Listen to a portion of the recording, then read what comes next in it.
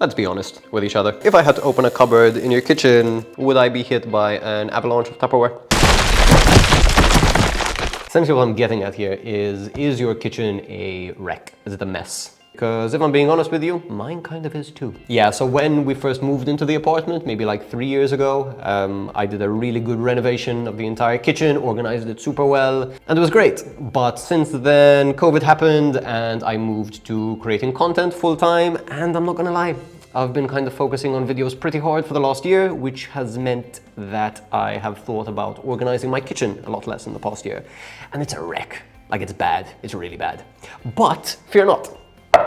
In this video, not only am I going to completely reorganize and revitalize my kitchen, but I'm going to show you guys how to do the same thing. Our main intention over here is to turn your kitchen into a space which is fun to use, where you don't need to reach in a cupboard and hope that you find the ingredient that you're looking for, or opening a drawer and finding the tool that you need for the job immediately instead of rustling through countless pieces of useless equipment. I want to show you guys how to optimize your kitchen so that not only does it look nice, but also once you're actually cooking in it, you really enjoy cooking in the space. A kitchen that's really well organized and frictionless to cook in is just ultimately a way more fun place to cook.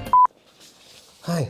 What did we done? So, also if you're wondering why you should take my tips and advice, I've designed kitchens before, I've worked in Michelin star professional environments, I'm culinary professional, I'm trained, I'm good at this. I'm anal and organized, and my kitchen should not look like this. So I'm going to show you the 10 tips to completely reorganize, revitalize, and just overall make your kitchen a way more enjoyable place to cook. Let's go. I have the intro, but I have lost everything else. Okay, so you're going to start by clearing out all of your cupboards and your drawers. This process starts by grabbing everything inside of them, bringing them out of the counter, and organizing them into piles. Now for your food items, the most important piles that I would suggest that you split them into are going to be food that is expired, food that is about to be expired, or that's soon going to go off, or that's like half open and unfinished, and just everything else that you use. For the everything else that you use that's in tatted open containers, I would highly recommend consolidating them and putting them into their own containers. But this is really your time where you get to get rid of all of the junk inside of your kitchen. Out with the old, and we'll get to in with the new in a second. Don't be freaked out, but we're cutting into past Steve, who actually did all this stuff. Hi. I think my cupboard clean out has been long overdue.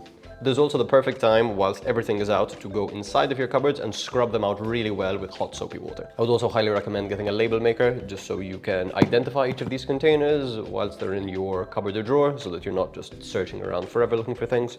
If you do not have a label maker, I would highly recommend some painter's tape or masking tape, some scissors and a Sharpie, and this is a nice easy way of adding labels to things.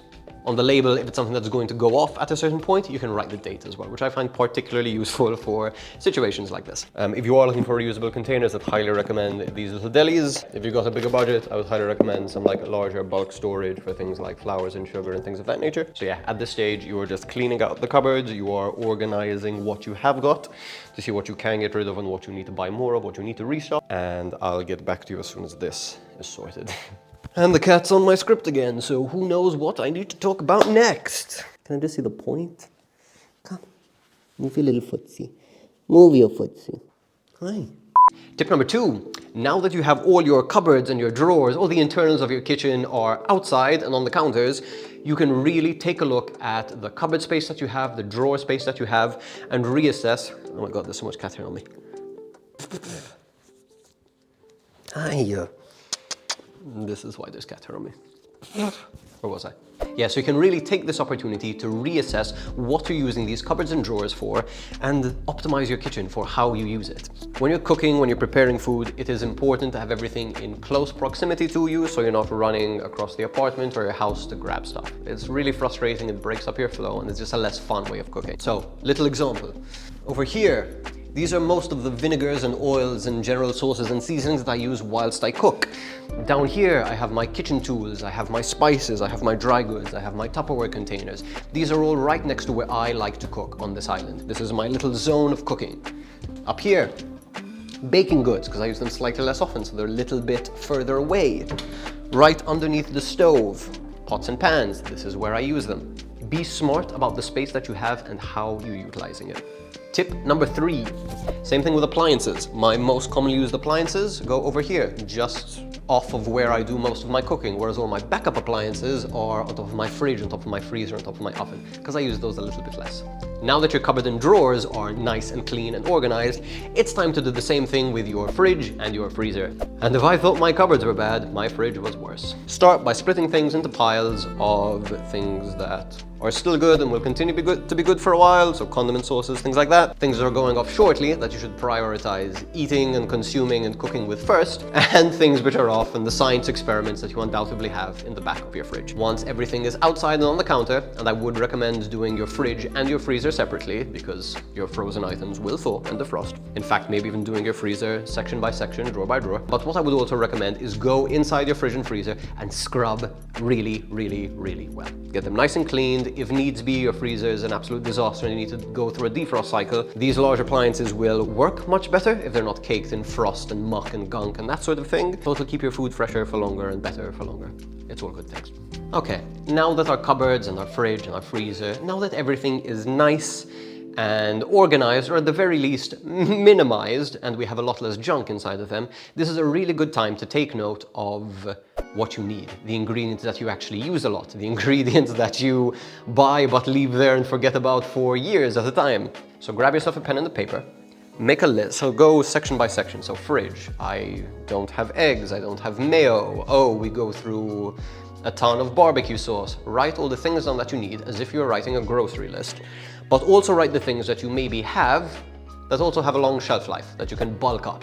What do I mean by this? Let's say you are a person who loves olives, you love cooking with olives, you love eating olives, and you go through a jar a week. Now, instead of buying 1 jar per week from a trip to the grocery store, buy like 2 kilos of olives. Keep it in a cupboard, keep it in a pantry, keep it somewhere out of space, out of sight. And whenever you need some, just take another jar. Like, it's great to buy all your fresh produce, your meats, potentially your fish, on a weekly, regular basis, but you just don't need to do that for all your ingredients. I also feel the same way about stocking things inside your freezer. While the quality may not often be as good as fresh, having some backup, pieces of chicken, pieces of fish, that sort of thing, can really help you out in the long run. Also, special shout out for useful things to keep in the freezer. Butter freezes exceptionally well. Parmesan cheese that you use to grate on pasta and stuff like that freezes exceptionally well. Cured meats like guanciale, pancetta, bacon, they freeze really well. Make note of all the things that you keep around on a regular basis. Buy a ton of the things that you keep around on a regular basis that won't go off if you have the storage space for them, and just save yourself so much time in the long run. Now, what a lot of you are probably thinking is, oh Steve, it would be great to buy a year's supply of toilet paper and Parmesan cheese, but I just don't have the space for it. I know, you can never have enough storage space. And this is why you should be ruthless with the storage space inside of your kitchen. Now, what this exercise allowed me to do is take a look at what I actually keep in my kitchen. And I had so much wasted space. Like, on top of my oven, I literally had an entire shelf of instruction manuals from random appliances, from our air conditioner, from just a bunch of junk that did not need to be there. And now I have my baking supplies, which I don't use super often, but it's really useful to have them at close proximity inside of my kitchen. So even that previous tip, you were the kind of person telling me, hey Steve, I just don't have the space for all that stuff. Take a look at what you're actually storing at home. What can be moved into deep storage, put on shelves in the back of a room that you never venture into, and what actually deserves to be inside of your kitchen. And on this same note of being absolutely ruthless with what you keep in your kitchen, even more important, even more valuable real estate in your kitchen is your countertop space. Now, if you have the type of kitchen where you have a ton of appliances littered around, where you have like cute little decorative pieces, that's all well and good. And if there are appliances that you use a lot, or they're decorative pieces that bring you a ton of joy or trigger memories, or just like they make you happy, that's totally fine. But if you're trying to optimize your cooking space, your kitchen, for having the most enjoyable cooking experience possible and not getting overcluttered or overstressed or overworked, having a really optimal workflow, I think it's always best to have a really nice minimal countertop. The stuff that I basically keep around on my counters are sometimes chopping boards, sometimes I'll put those in cupboards, a caddy for all my little hand tools right by the stove, maybe salt, but I'll typically move that into the cupboard up here. And I used to keep olive oil on the stove, but my cats like licking the bottle, so that's a no-no. And occasionally there'll be like a toaster or a rice cooker or something that I'm using for weekday meals on the counter. Other than that, I'll typically pull out the big pieces of equipment that I need, whether that be a blender, a mixer, Any of the above. I'll keep those in cupboards or deep storage and bring those out as I need them. I hate it when I'm cooking something, I pull something out of the oven and it's like, shoot, I have nowhere to put this down. This kind of sucks. So yeah, I draw the line at like a kettle, a coffee maker, and like a toaster. But really, other than that, do you need your food processor on the counter? Is that something that you use once a week, twice a week, 3 times a week? I don't know. These are decisions that you need to make, but a less cluttered kitchen is an easier kitchen to clean and an easier kitchen to cook inside. And I would argue a more enjoyable kitchen to cook in.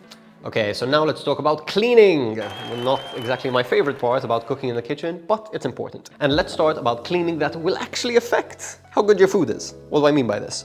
So I would highly recommend clean all your cookware, so your pots, your pans, as well as your cooking appliances, so your oven, your microwave, stuff like that. So firstly, because if these things are dirty, it can be kind of gross. If the inside of your pots and pans are dirty, obviously that can affect your food. And if the inside of your oven or microwave is dirty, that could be a gross microbial environment. Bits are gonna get in your food, not nice. But also, more importantly, they're gonna cook better when they're clean. Take the oven, for example. If it has a bunch of crud caked on the sides, it's all dark and grimy and greasy, that is more stuff that the heat that the oven is trying to emit needs to pass through. Bad times. Your cookware, if the bottom of the surfaces are really like grimed up and oily and greasy and all that stuff, they're just not going to cook as well. The heat's not going to distribute as evenly, and your cookware just doesn't look as nice. Pulling out really nicely cleaned, polished pieces, it just looks good. When you feel like you're cooking in a professional space, a space that's really well kept, you automatically just cook better. Take my word for it. And on the same wavelength as cooking all of your individual pieces, I would highly recommend going through your kitchen and giving it a really good deep clean. So everything that you did to your cupboards, to your fridge, to your pots and pans, to your oven, do that to the gross areas that you'd rather not touch. So the ins and outs of your stove, underneath your sink, behind your sink, these are places that can look kind of gross after a while. Go at them with a toothbrush and a toothpick. I don't know why oral hygiene tools are the tools of choice for deep cleaning, but they both really help. Scrub everything down really well. Just really, once you've gone through all this efforts to make the inside of your kitchen look amazing, put a little bit of effort into making the outside of your kitchen look amazing.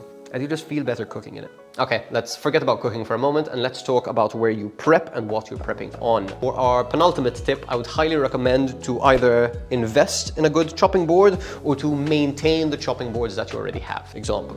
I don't know if you can see this, but I'll try to get a nice zoom in later. But this is a board I've had for years, and I've kind of neglected maintaining it over the past couple of years. It looks dry, it doesn't smell bad, but it smells like an old wooden spoon, if that makes sense. So like microbially, it's probably not doing so great. It's not a board I use as often anymore. And what you can do with something like this, and what I'll be making a video of in the near future, is you can sand this down lightly, and there are special oils and waxes and treatments that you can do to the surface of your board so that it's not only a cleaner, more sterile environment to cook on, but also the surface just feels a lot nicer for your knife to roll up and down on. So yeah, maintain your board, because I promise, in so many home kitchens do I walk in and I see this really gross looking, just microbe factory, and it just kills me. And for our last step, let's talk about knife maintenance. In the same way that having a good chopping board is going to make things easier and more fun for you to cook with, I would say 10x the amount of enjoyment that you get out of preparing food by having nice sharp knives. Now, I'm not saying necessarily need to go out and buy a really expensive knife. You can get a phenomenal knife for like 30 euros, link in bio. Yeah, there's gonna be a link. But even if you don't have a phenomenal knife, even if you have a really garbage knife, you can get it sharpened.